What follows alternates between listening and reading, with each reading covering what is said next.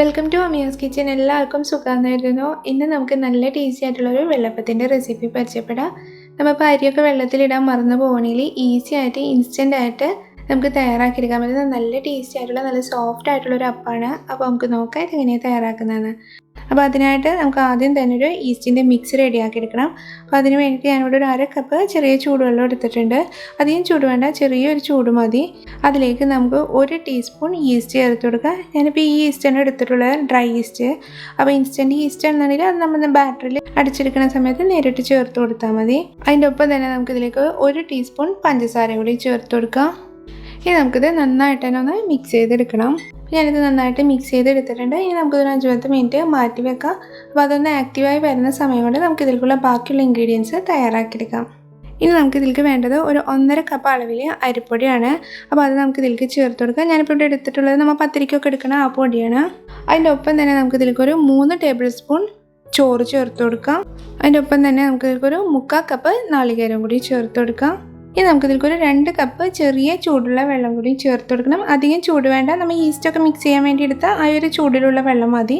അതും കൂടി ചേർത്ത് കഴിഞ്ഞിട്ട് നമുക്കിത് നന്നായിട്ടൊന്ന് മിക്സ് ചെയ്തെടുക്കാം. ഇങ്ങനെ നമ്മൾ മിക്സ് ചെയ്തെടുക്കണമെങ്കിൽ പൊടിയൊക്കെ എല്ലാ ഭാഗവും നന്നായിട്ട് മിക്സായിട്ട് നന്നായിട്ട് തന്നെ അടിഞ്ഞ് കിട്ടും. നേരിട്ട് മിക്സിയുടെ ജാറിലേക്ക് ഒഴിച്ചു കൊടുക്കണമെങ്കിൽ ചിലപ്പോൾ പൊടി ചില ഭാഗത്തൊന്നും അടിയാണ്ട് പോലെ നിൽക്കും. അപ്പോൾ അതില്ലാതിരിക്കാൻ വേണ്ടിയിട്ടാണ് ഇങ്ങനെ മിക്സ് ചെയ്തെടുക്കുന്നത്. അപ്പോൾ ഞാനിത് നന്നായിട്ട് മിക്സ് ചെയ്തെടുത്തിട്ടുണ്ട്. ഇനി നമുക്കിത് മിക്സിയിലേക്ക് ഒഴിച്ചു കഴിഞ്ഞിട്ട് നന്നായിട്ടൊന്ന് അടിച്ചെടുക്കാം. ഇപ്പോൾ ഞാനിത് നന്നായിട്ട് തന്നെ അടിച്ചെടുത്തിട്ടുണ്ട്. ഇതെല്ലാം ഇപ്പോൾ നന്നായിട്ട് അരിയും നാളികേരമൊക്കെ നന്നായിട്ട് തന്നെ അടിഞ്ഞു വന്നിട്ടുണ്ട്. ഈ രീതിയിൽ നന്നായിട്ട് തന്നെ അടിഞ്ഞു വന്നിട്ടുണ്ട്. ഇപ്പോൾ നമ്മുടെ ഈസ്റ്റിൻ്റെ മിക്സും നന്നായിട്ട് തന്നെ ആക്റ്റീവായിട്ട് വന്നിട്ടുണ്ട്. അപ്പോൾ നമുക്കിനി ഇത് ഈ ബാറ്ററിലേക്ക് ഒഴിച്ചു കൊടുക്കാം. അതിൻ്റെ ഒപ്പം തന്നെ നമുക്കിതിലേക്ക് ആവശ്യത്തിനുള്ള ഉപ്പും കൂടി ചേർത്ത് കഴിഞ്ഞിട്ട് നന്നായിട്ട് ഇതൊന്നും കൂടി ഒന്ന് അടിച്ചെടുക്കണം. ഇപ്പോൾ ഞാനിത് നന്നായിട്ട് തന്നെ അടിച്ചെടുത്ത് ഇതിപ്പോൾ എല്ലാം നന്നായിട്ട് തന്നെ മിക്സായിട്ട് വന്നിട്ടുണ്ട്. നന്നായിട്ട് അടിഞ്ഞ് വരുമ്പോഴാണ് ഇതുപോലെ ഇങ്ങനെ കുമ്പിള പോലെ ഉണ്ടാവുക. ഇപ്പോൾ നമ്മുടെ ബാറ്റർ റെഡി ആയിട്ടുണ്ട്. ഇനി നമുക്കിത് ഈ പാത്രത്തിലേക്ക് മാറ്റി കൊടുക്കാം. ഇപ്പോൾ വെള്ളത്തിൻ്റെ അളവൊക്കെ കറക്റ്റാണ്. ഈ ഒരു അളവിൽ വെള്ളം എടുത്താൽ മതി. ഇനി നമുക്കിത് ഒരു 1/2 മണിക്കൂർ ഇത് റെസ്റ്റ് ചെയ്യാൻ വേണ്ടി വെക്കണം. അപ്പോൾ ഇത് റെസ്റ്റ് ചെയ്യാൻ വേണ്ടി വെക്കുന്ന സമയത്ത് ഇതൊന്ന് അടച്ച് മൂടിയായിട്ട് ചൂടുള്ള സ്ഥലത്ത് വെക്കാൻ നോക്കുക. ഒന്നില്ലെങ്കിൽ അടുപ്പിൻ്റെ അടുത്ത്, അതല്ലെങ്കിൽ ഓവൻ ഉണ്ടെന്നുണ്ടെങ്കിൽ ഓവൻ ജസ്റ്റ് ഒന്ന് ചൂടാക്കിയിട്ട് 1 മിനിറ്റ് ഒന്ന് ഓണാക്കിയിട്ട ശേഷം ഓഫ് ചെയ്തിട്ട് അതിൻ്റെ ഉള്ളിൽ വെച്ച് കൊടുത്താലും മതി. അപ്പോൾ പെട്ടെന്ന് തന്നെ ബാറ്റർ റെഡി ആയിട്ട് കിട്ടും.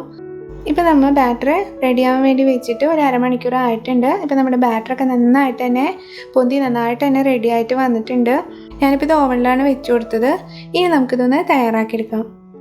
അതിനായിട്ട് ഞാനിവിടെ ഒരു അപ്പച്ചട്ടി വെച്ചിട്ട് അതിപ്പോൾ നന്നായിട്ട് ചൂടായിട്ടുണ്ട്. അതിലേക്ക് നമുക്ക് കുറച്ച് ഓയിലാക്കി കൊടുക്കാം. ഇനി നമ്മൾ തയ്യാറാക്കിയ ബാറ്ററിൽ നിന്ന് ഒരു കയ്യിൽ നമുക്ക് ഇതിലേക്ക് ഒഴിച്ചു കഴിഞ്ഞിട്ട് നന്നായിട്ട് തന്നെ ഒന്ന് ചുറ്റിച്ചെടുക്കാം. പിന്നെ ബാറ്റർ ഒഴിക്കുന്ന സമയത്ത് അപ്പച്ചട്ടിക്ക് നല്ല ചൂടുണ്ടാവണം. അധികമല്ല, നല്ലൊരു മീഡിയം ഫ്ലെയിമിലിട്ടിട്ട് ഒഴിച്ചു കൊടുത്താൽ മതി. ചെറുതായിട്ട് ഈ രീതിയിലൊന്ന് കുമ്പിള വന്നാൽ നമുക്കിതൊന്ന് അടച്ച് മൂടിയായിട്ട് നന്നായിട്ട് തന്നെ ഒന്ന് കുക്ക് ചെയ്തെടുക്കാം. നമ്മളിത് അടച്ച് വെച്ചതിന് ശേഷം പിന്നെ തീ കുറച്ചിട്ടിട്ട് കുക്ക് ചെയ്തെടുത്താൽ മതി. ഇപ്പോൾ നമ്മുടെ അപ്പൊക്കെ നന്നായിട്ട് തന്നെ കുക്കായിട്ടുണ്ട്.